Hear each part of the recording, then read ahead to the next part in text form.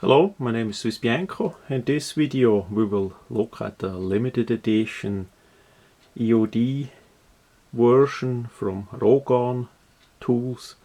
It's called the EOD KH. I'm gonna explain that in a minute. First, those two pieces here are blem or factory seconds.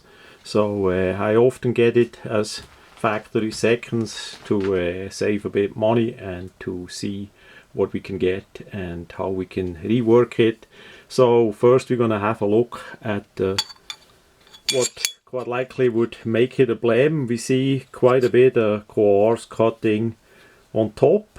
That is for a work tool not much of a problem.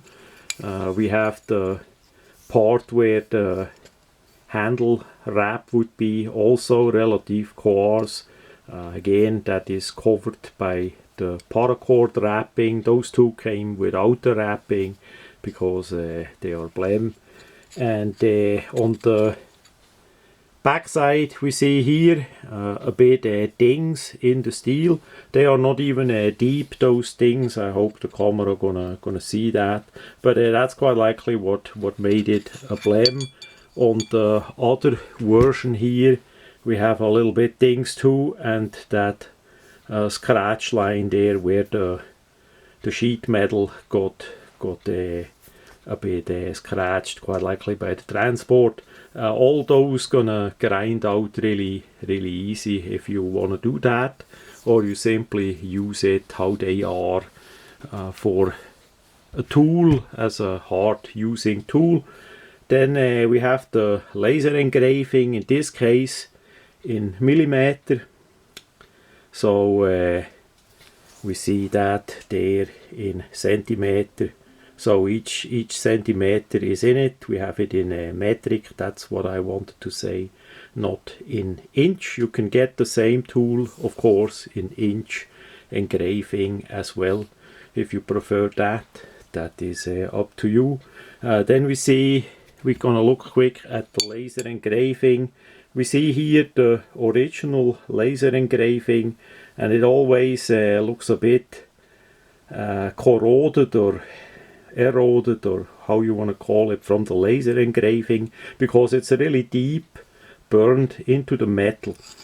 What I like to do is simply use a bit steel wool, like on this example, steel wool with oil to remove the surface there a bit. It gives you a bit of darker engraving, and it's more protected than on the carbon steel as well. That's just how I do it, and I hope the camera see the difference. This is more of a reddish burned color. Here we have more a black after the steel wool and oil.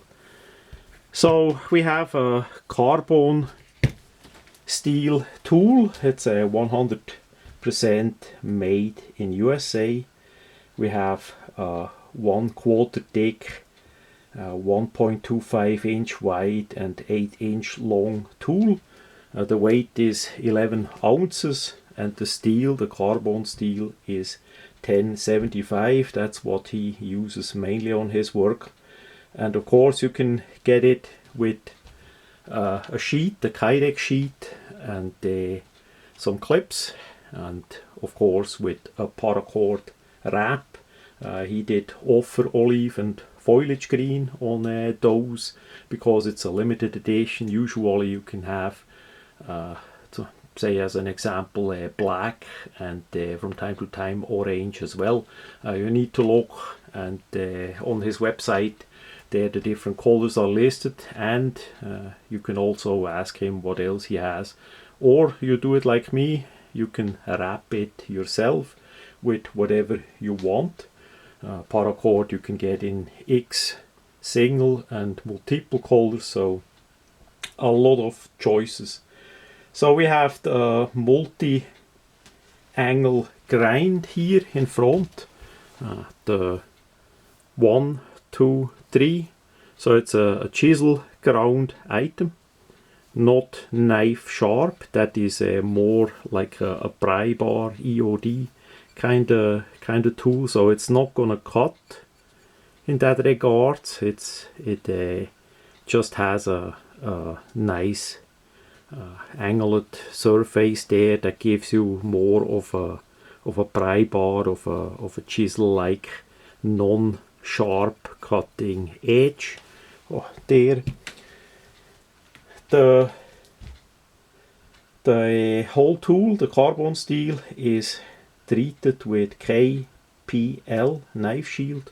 I still need to get me a sample of that and test that out. I don't have much experience with it. Usually after I rework them, I either cold blue them or paint them, especially under the handle wrap. It's good if you put a bit of paint under the paracord, so if it gets wet and all that, it's not gonna start rusting that much and all that.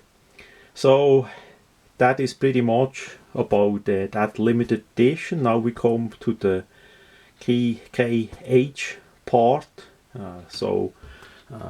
Basically it's a collaboration with a British military member that is known for EOD, for demolition work, and that man is named Kim Spencer Hughs. He was born in Germany, son of British military, and then later on he did go to the British military as well. He is a bomb disposal expert, and he was awarded with the George Cross and other medals. So he has great experience in the Afghan conflict, and he apparently did deal with 119 improvised explosive devices, EOD, in Afghanistan as he was there. Those are basically homemade bombs, explosives, try to harm other people. They are often left on the side or by roads and then exploded when people come by, and it's basically a ambush kind of thing, or a trap kind of thing, and often to remove such things, or to at least get to them, to work on them, to diffuse them so that no longer can explode. It's often needed to dig a bit because those things are hidden and hiding. So a tool like this, even as it is metal, comes in handy. Sometimes non-metal tools are used as well. It depends.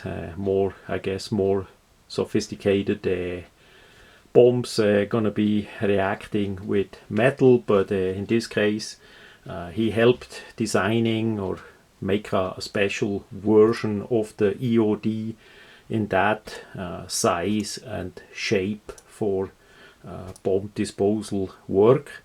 Does that matter for us? Yes, of course.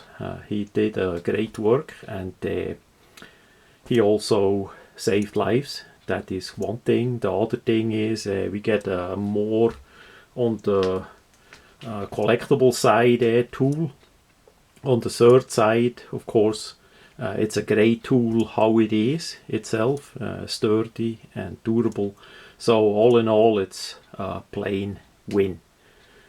So yeah, it's a limited edition. Get them as long as you can and test them out, be it a blem like the ones I got, or a factory brand new ones. Get them as long as you can, and that's pretty much what I can say about the limited edition EOD KH version.